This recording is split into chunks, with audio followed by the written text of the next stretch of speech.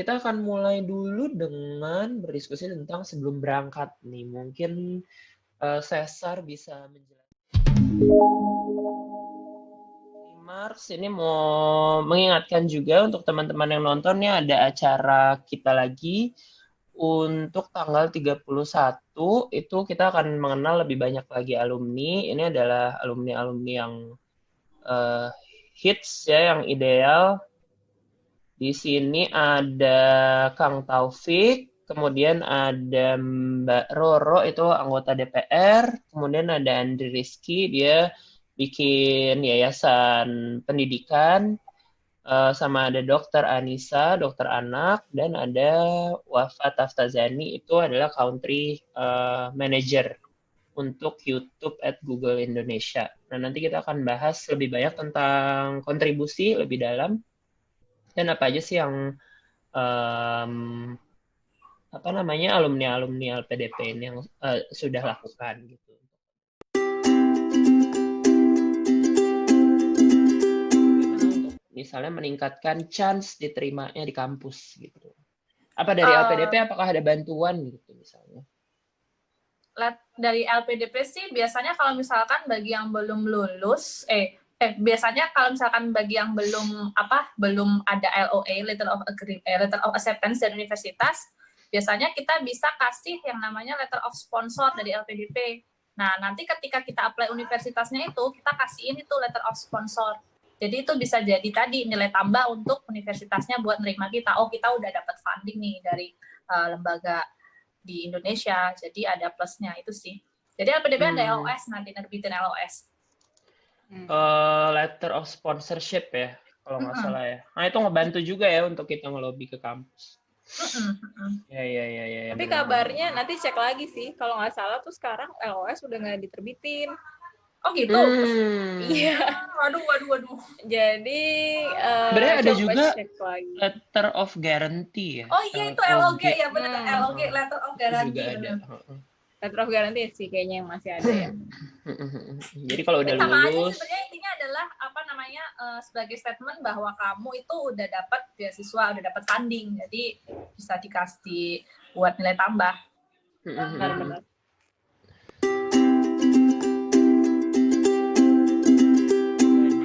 Kak, kalau jurusan yang mau diambil nggak linear sama pengalaman kerja, menyiasatinya bagaimana pas bikin motivation letter? Gimana tuh, guys? Oke. Nggak linear sama pengalaman kerja. Nah, ketika kamu milih jurusan yang nggak linear itu kan pasti kamu kayak punya pendorongnya ya. Kayak punya faktor pendorongnya. Nah, faktor pendorongnya itu apa sih? Apakah mungkin karena kamu minat? Nah, kalau kamu minat di situ karena apa? Misalkan sempat dikasih tag sama atasan tentang hal yang baru itu ya, terus kamu minat di situ. Nah, itu bisa dijadiin poin kamu untuk motivation letter. Jadi digali aja sih minatnya itu karena apa. Lalu kamu pengalamannya karena apa, pengalamannya untuk peminatan itu apa. Nah, itu aja sih. Jadi masih bisa diakalin ya sebenarnya kalau misalnya kerja nggak linear, tapi kan tetap aja kerja kan memberikan sumbangsi sesuatu terhadap skill kita gitu ya. Mungkin itu yang bisa diangkat gitu. Jadi kayak apa sih pengalaman waktu kerja yang sebenarnya bisa dilinearkan sama kebutuhan di kuliahnya gitu. Justru banyak juga nih yang ketika kerja mereka tuh misalkan ya contohnya yang awalnya di statistik atau awalnya di fisika dulu kuliahnya, kemudian kerja dia ranahnya udah ke komputer. Nah, jadi dia mau ngambil sekolahnya yang komputer. Itu kan beda jurusan. Nah, jadi yang ketika kerja itu bisa jadi motivation letter. Kalau gue juga lihat saya itu kan kalau dari kayak pengalaman ya. Kalau gue juga ngelihatnya biasanya pasti akan dilihat kenapa kamu pengen sesuatu yang tidak linear gitu. Nah, itu arahnya akan ke rencana setelah studinya. Ya betul. Nah, pasti harus ngambil itu, misalnya anak sains mau ngambil bisnis, ya mungkin kedepannya dia mau bikin bisnis. Nah, itu yang harus disebut pas wawancara. Saya ada planning Pak untuk buat kayak gini-gini dan perlu ilmunya gitu. Jadi dijelaskan lagi kayak rencana studinya, kemudian rencana kontribusinya seperti apa gitu ya. Itu juga bisa dibantu untuk menambah nilai tambah balik lagi.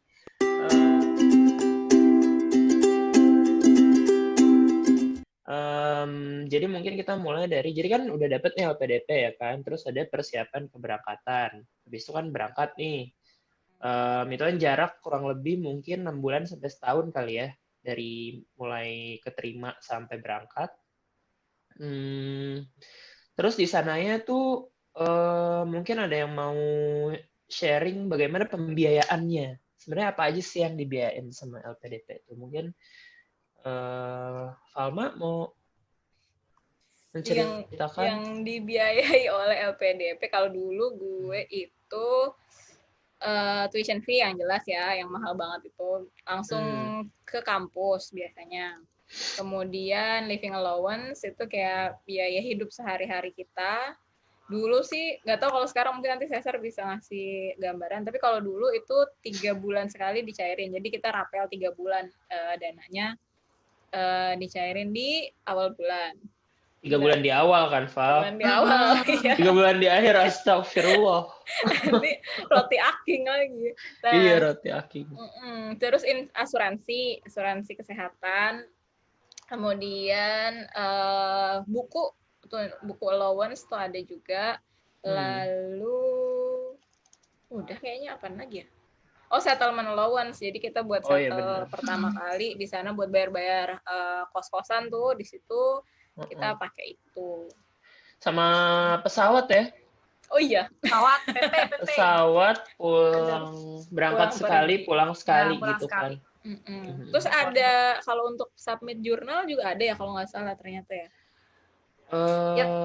Iya, tapi kayaknya jurnalnya harus yang kayak Q1 atau Q2 gitu sih. Jadi nggak jurnal yang abal-abal. Jadi ada yang Scopus biasanya sih.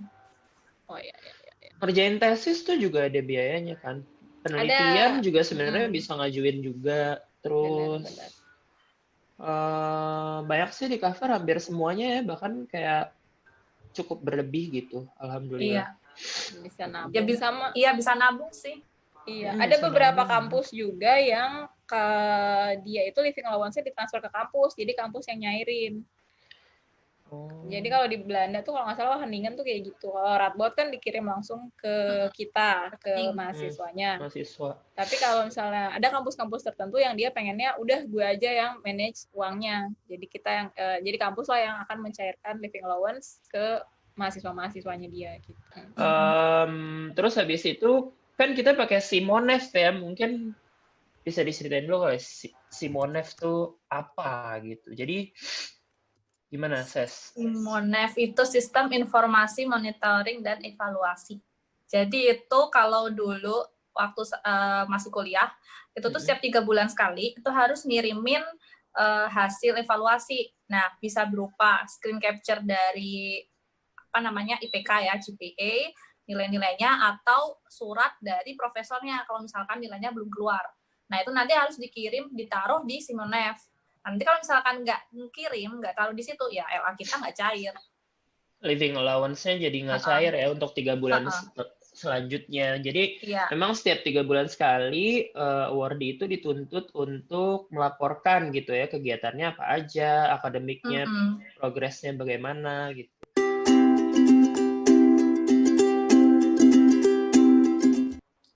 Kapan bukanya, dan mungkin harus dihubungkan juga dengan keadaan wabah nih pada saat ini gimana nih?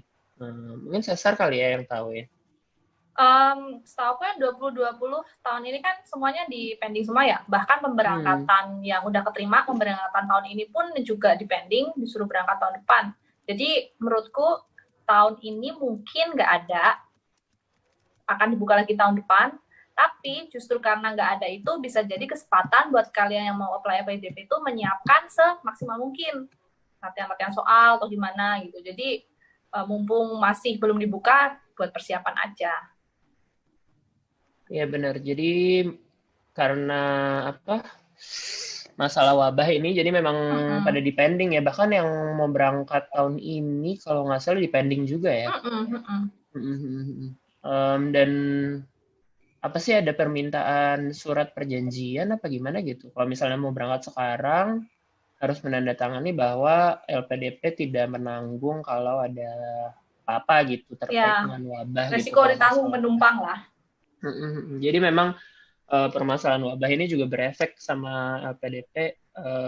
Untuk teman-teman yang tertarik untuk daftar, mungkin ya itu tadi ya, persiapkan lagi, diperdalam lagi bahasa Inggrisnya, diperbaiki lagi, supaya nanti pas sudah buka siap untuk daftar langsung keterima gitu.